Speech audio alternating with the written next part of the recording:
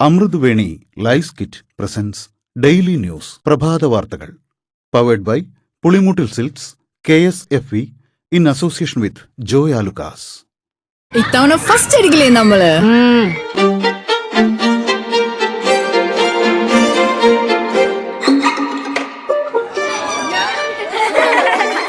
കുട്ടികൾക്കൊക്കെ പെയിൻ ശല്യം ഉണ്ടാകും. അതുകൊണ്ട് ലൈസ് കിറ്റ് ഉപയോഗിച്ച് ക്ലാസ്സിൽ വരാൻ പ്രത്യേകം ശ്രദ്ധിക്കണം. ലൈസ് കിറ്റ് ലൈസ് റിമൂവർ പെയിൻ ശല്യത്തിൽ നിന്നും ഉടനടി ആശ്വാസം. നമസ്കാരം, ഞാൻ നീതു കൃഷ്ണ. ഡെയിലി ന്യൂസിന്റെ പ്രഭാത വാർത്തകളിലേക്ക് സ്വാഗതം. ഇന്ന് ജൂൺ 22 തിങ്കളാഴ്ച. താരസംഘടനയായ അമ്മ പ്രസിഡന്റ് ശ്വേത മേനോനും ജനറൽ സെക്രട്ടറി കുക്കു പരമേശ്വരനും അടക്കം 17 അംഗ എക്സിക്യൂട്ടീവ് രാജിവെച്ചു. അമ്മയുടെ ജനറൽ ബോഡി യോഗത്തിൽ അവതരിപ്പിച്ച വാർഷിക റിപ്പോർട്ടും വരവ് ചെലവ് കണക്കുകളും സംബന്ധിച്ച തർക്കമാണ് രാജിയിൽ കലാശിച്ചത്. കണക്കുകളിൽ വ്യക്തതയില്ലെന്ന് സിദ്ദിഖ്, ബാബുരാജ്, ഇടവേള ബാബു എന്നിവരടങ്ങുന്നവർ ആരോപിച്ചു. 67 ലക്ഷം രൂപയുടെ കണക്ക് എവിടെയെന്ന് അംഗങ്ങൾ ചോദിച്ചതോടെ തർക്കം മൂത്തു. പിറകെ ശ്വേത രാജി പ്രഖ്യാപിക്കുകയായിരുന്നു. രാഷ്ട്രീയമില്ലാത്ത തന്നെ BJP-കാരിയാക്കാൻ ശ്രമം നടക്കുന്നുണ്ടെന്നും ശ്വേത കുറ്റപ്പെടുത്തി. അമ്മയിൽ ഗൂഢനീക്കങ്ങളുണ്ടായെന്ന് ശ്വേത മേനോൻ. അധ്യക്ഷ സ്ഥാനം മാത്രമല്ല, പ്രാഥമിക അംഗത്വവും താൻ രാജിവെക്കുമെന്ന് ശ്വേത പറഞ്ഞു. മുൻകൂട്ടി തയ്യാറാക്കിയ അജണ്ടയിലൂടെയാണ് തങ്ങളെ പുറത്താക്കാൻ ചിലർ ശ്രമിച്ചതെന്നും തുറന്നടിച്ചു. അമ്മയ്ക്ക് രമേശ് പിഷാരടി MLA-യുടെ നേതൃത്വത്തിൽ അഡ്ഹോക് കമ്മിറ്റി രൂപീകരിച്ചു. നടൻ ജഗദീഷിന്റെ നേതൃത്വത്തിൽ നടത്തിയ ചർച്ചകൾക്കൊടുവിലാണ് അഡ്ഹോക് കമ്മിറ്റിയെ നിയോഗിച്ചത്. മുൻമന്ത്രി ഗണേഷ് കുമാർ അടക്കമുള്ളവർ അഡ്ഹോക് കമ്മിറ്റിയിൽ അംഗങ്ങളാണ്. ഭാരവാഹികളുടെ സംഘടനാ പ്രവർത്തനത്തിലെ പരിചയക്കുറവാണ് പിഴവുകൾക്ക് കാരണമെന്നും ജഗദീഷ് പറഞ്ഞു. അമ്മയുടെ ആഭ്യന്തര കാര്യങ്ങളിൽ ഇടപെടില്ലെന്ന് സാംസ്കാരിക വകുപ്പ് മന്ത്രി PC വിഷ്ണുനാഥ്. രാജ്യാന്തര ചലച്ചിത്രമേള ഇത്തവണയും തിരുവനന്തപുരത്ത് തന്നെ നടക്കും. കൊച്ചിയിലേക്ക് വേദി മാറ്റിയെന്ന പ്രചാരണം വ്യാജമാണെന്നും മന്ത്രി വ്യക്തമാക്കി. നിയമസഭയിൽ ബജറ്റിന്മേലുള്ള പൊതുചർച്ച ഇന്നു മുതൽ. വീര്യം കുറഞ്ഞ മദ്യത്തിന്റെ നികുതി കുറയ്ക്കാനുള്ള നിർദ്ദേശവും ധാതു സംസ്കരണ മേഖലയിൽ സ്വകാര്യ പങ്കാളിത്തം അനുവദിക്കാനുള്ള തീരുമാനവും ക്ഷേമ പെൻഷനുകൾ സംബന്ധിച്ച വിഷയവും പ്രതിപക്ഷം സഭയിൽ പ്രധാന ആയുധമാക്കും. ചർച്ചയില്ലാതെ വീര്യം കുറഞ്ഞ മദ്യം വിൽക്കില്ലെന്ന് എക്സൈസ് മന്ത്രി M. ലിജു. LDF-ന്റെ മദ്യനയം നടപ്പാക്കില്ലെന്നും മന്ത്രി. വീര്യം കുറഞ്ഞ മദ്യത്തിന് ബജറ്റിൽ നികുതി ഘടന പ്രഖ്യാപിച്ചത് എക്സൈസ് മന്ത്രി അറിയാതെയാണെന്നാണ് സൂചന. മാസപ്പടി കേസിൽ പ്രതിപക്ഷ നേതാവ് പിണറായി വിജയന്റെ മകൾ വീണയ്ക്ക് വീണ്ടും ED സമൻസ്. ഈ മാസം 29-ന് ഹാജരാകണം. ഇതേസമയം കോടതി ഉത്തരവിട്ടിട്ടും SFIO പിടിച്ചെടുത്ത രേഖകൾ ഇനിയും എൻഫോഴ്സ്മെന്റിന് ലഭിച്ചില്ല. ഷിഗല്ല ബാധിച്ച് കോഴിക്കോട് മധ്യവയസ്ക മരിച്ചു. 7 പേർക്ക് കൂടി ഷിഗല്ല ബാധിച്ചു. കോഴിക്കോട്, തിരുവനന്തപുരം ജില്ലകളിൽ 2 വീതവും തൃശൂർ, മലപ്പുറം, വയനാട് ജില്ലകളിൽ ഓരോരുത്തർക്കുമാണ് ഷിഗല്ല ബാധിച്ചത്. നിപ നിയന്ത്രണ വിധേയമെന്ന് ആരോഗ്യവകുപ്പ്. ഒരു നിപ രോഗബാധിതൻ വെന്റിലേറ്ററിൽ തുടരുകയാണ്. കോഴിക്കോട് ഈസ്റ്റ് ഹില്ലിൽ അതിഥി തൊഴിലാളിക്ക് മലേറിയ സ്ഥിരീകരിച്ചു. ഉത്തർപ്രദേശ് സ്വദേശിയായ ഇയാൾ നാട്ടിലേക്ക് മടങ്ങി. വ്യാജ കാഫിർ സ്ക്രീൻഷോട്ട് കേസിലെ പ്രതി ജിതിൻ ഭാസ്കർ ഫോണിലെ തെളിവുകൾ നശിപ്പിച്ചത് അന്വേഷണം റിബേഷ് രാമകൃഷ്ണനിൽ എത്തിയതോടെയാണെന്ന് പോലീസ് കണ്ടെത്തി. ഫോണിലെ വിവരങ്ങൾ മായ്ച്ച് റീസെറ്റ് ചെയ്തെന്ന് ജില്ലാ ഫോറൻസിക് ലാബിലെ പരിശോധനയിൽ സ്ഥിരീകരിച്ചു.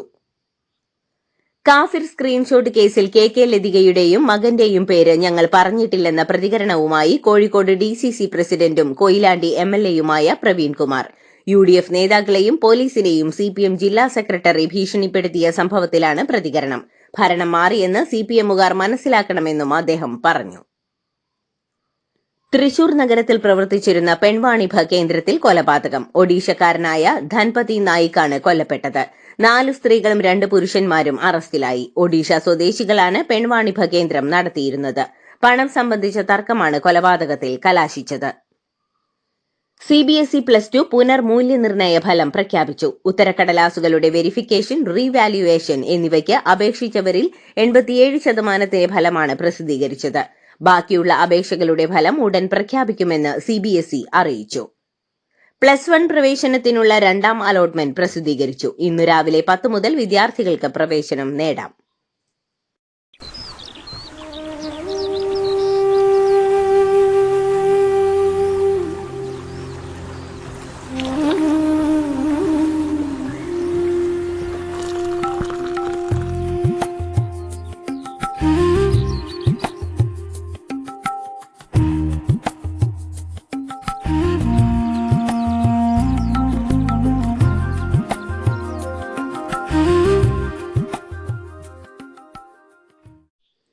സംസ്ഥാന ബജറ്റിലെ 2 നിർദ്ദേശങ്ങൾ പിൻവലിക്കണമെന്നാവശ്യപ്പെട്ട് മുതിർന്ന കോൺഗ്രസ് നേതാവ് VM സുധീരൻ മുഖ്യമന്ത്രിക്ക് കത്തയച്ചു. വീര്യം കുറഞ്ഞ മദ്യത്തിന് നികുതി കുറയ്ക്കാനുള്ളതും കരിമണൽ ഖനനത്തിന് സ്വകാര്യ നിക്ഷേപം അനുവദിക്കുന്നതുമായ നിർദ്ദേശങ്ങൾ UDFന്റെ വാഗ്ദാനങ്ങൾക്ക് വിരുദ്ധമാണെന്നും കത്തിൽ പറയുന്നു. സിനിമാ നടൻ അബു സലീം സഞ്ചരിച്ച കാർ അപകടത്തിൽപ്പെട്ടു. വടക്കൻ പറവൂർ തുരുത്തിപ്പുറം ഭുവനേശ്വരി ക്ഷേത്രത്തിന് സമീപത്താണ് അപകടമുണ്ടായത്. അമ്മ ജനറൽ ബോഡി യോഗത്തിൽ പങ്കെടുത്ത ശേഷം കൽപ്പറ്റയിലേക്ക് മടങ്ങുകയായിരുന്നു താരം. ആർക്കും പരിക്കുകളില്ല. ബോംബേറ് കേസിലും കൊലക്കേസിലും ജയിലിൽ കഴിയുന്ന TCV നന്ദകുമാറിനെ DYFI പയ്യന്നൂർ ബ്ലോക്ക് കമ്മിറ്റി ട്രഷററായി തെരഞ്ഞെടുത്തത് വിവാദത്തിൽ. പോലീസിനെ ബോംബെറിഞ്ഞ കേസിൽ 20 വർഷത്തെ തടവ് ശിക്ഷ അനുഭവിക്കുന്നയാളാണ് നന്ദകുമാർ. മൈക്രോ ഫിനാൻസ് ഉൾപ്പെടെയുള്ള കുറ്റകൃത്യങ്ങളിൽ നിന്ന് രക്ഷപ്പെടാൻ SNDP യോഗം ജനറൽ സെക്രട്ടറി വെള്ളാപ്പള്ളി നടേശൻ പിണറായി വിജയന്റെ LDF സർക്കാരിനെയും BJPയെയും ഒരേ സമയം സ്വാധീനിച്ചെന്ന് മുൻ KPCC പ്രസിഡന്റ് VM സുധീരൻ.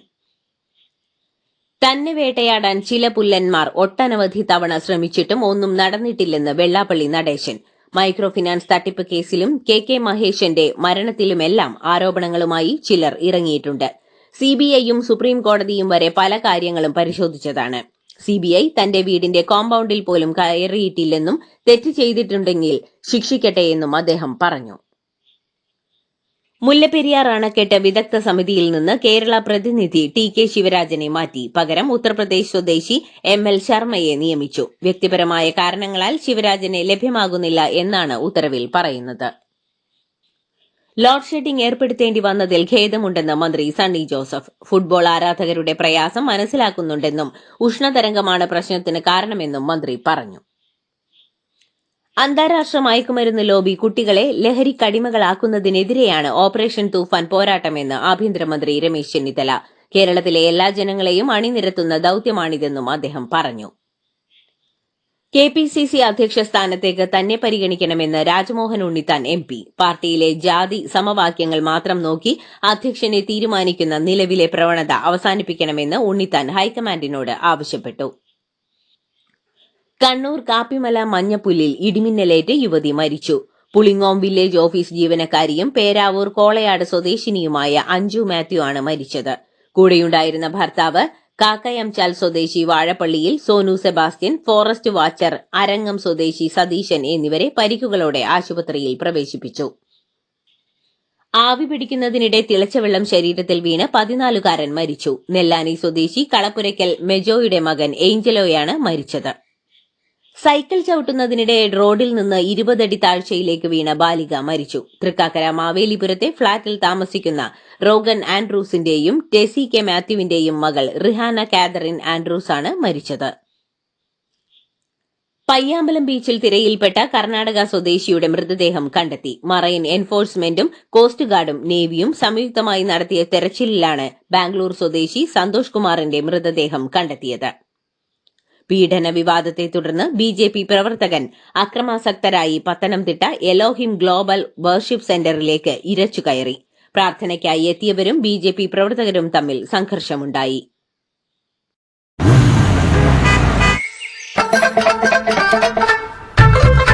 എല്ലാവർക്കും വന്നു ഡാൻഡ്രഫ്, എന്തു ചെയ്യും ചേട്ടാ? പേടിക്കണ്ട, ഇവിടുണ്ടല്ലോ ഡാൻഡ്രോഫിറ്റിൻ ഓയിൽ. ഉടനടി മാറും താരൻ, ഉപയോഗിക്കൂ വേഗം. അമൃത്വേനി ഡാൻഡ്രോക്വെറ്റ്, ദി അൾട്ടിമേറ്റ് ഡാൻഡ്രഫ് സൊല്യൂഷൻ. തമിഴ്നാട്ടിലെ തിരുവള്ളൂരിലെ പെരിയപാളയത്ത് സ്വകാര്യ മത്സ്യസംസ്കരണശാലയിൽ അമോണിയം ചോർച്ചയെ തുടർന്ന് 7 പേർ മരിച്ചു. മരിച്ചവരെല്ലാം സ്ത്രീ തൊഴിലാളികളാണ്. 64 പേരെ ചെന്നൈയിലെ സ്റ്റാൻലി മെഡിക്കൽ കോളേജിൽ പ്രവേശിപ്പിച്ചു. ഇവരിൽ 23 പേർ തീവ്രപരിചരണ വിഭാഗത്തിലാണ്. വിമാനയാത്രക്കാർക്ക് എല്ലാ വിമാന കമ്പനികളും വൈഫൈ സേവനം നൽകണമെന്ന് DGCA നിർദ്ദേശം നൽകി. ആഭ്യന്തര യാത്രക്കാർക്ക് വിമാനയാത്രയ്ക്കിടെ ഇന്റർനെറ്റ് ഉപയോഗം ഉറപ്പാക്കണം. 10,000 അടി ഉയരത്തിന് മുകളിലാണ് വൈഫൈ ഉപയോഗം അനുവദിക്കുക. ടിക്കറ്റില്ലാതെ ട്രെയിനിൽ യാത്ര ചെയ്താൽ ഈടാക്കുന്ന പിഴ 250 രൂപയിൽ നിന്ന് 500 ആക്കി റെയിൽവേ വർദ്ധിപ്പിച്ചു.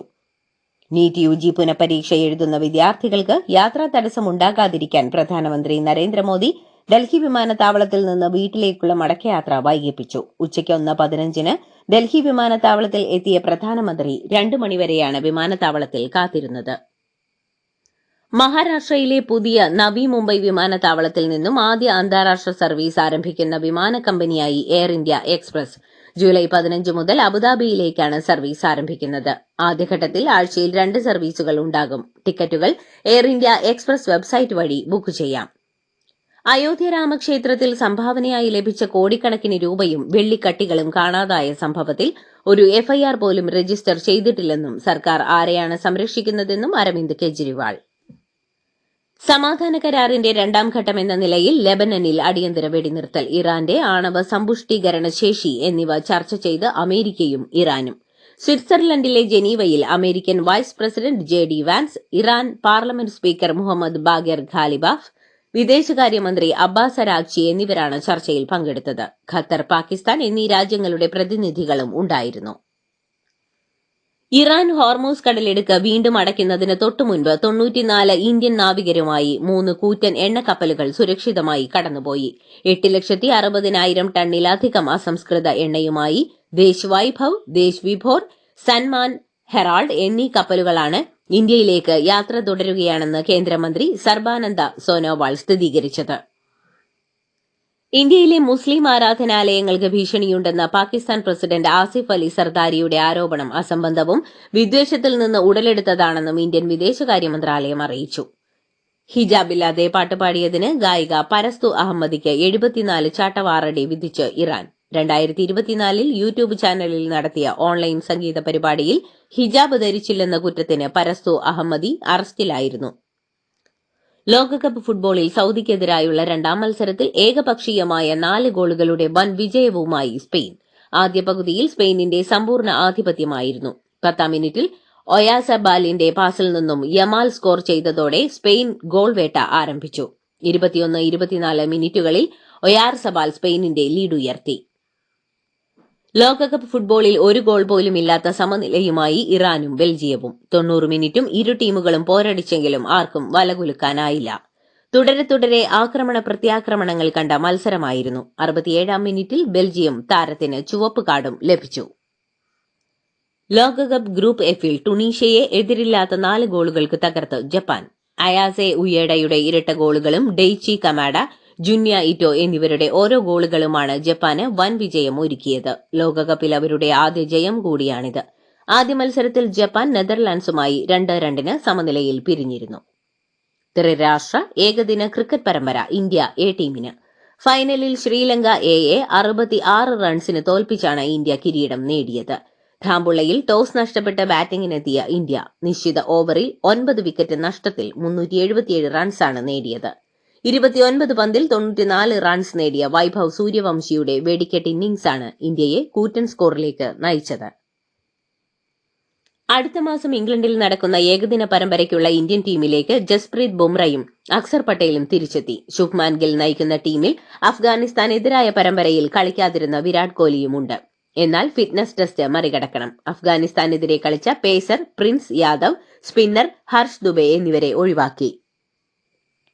വനിതാ T20 ലോകകപ്പിൽ സൌത്ത് ആഫ്രിക്കയ്ക്കെതിരെ ഇന്ത്യയ്ക്ക് 6 വിക്കറ്റിന്റെ തോൽവി.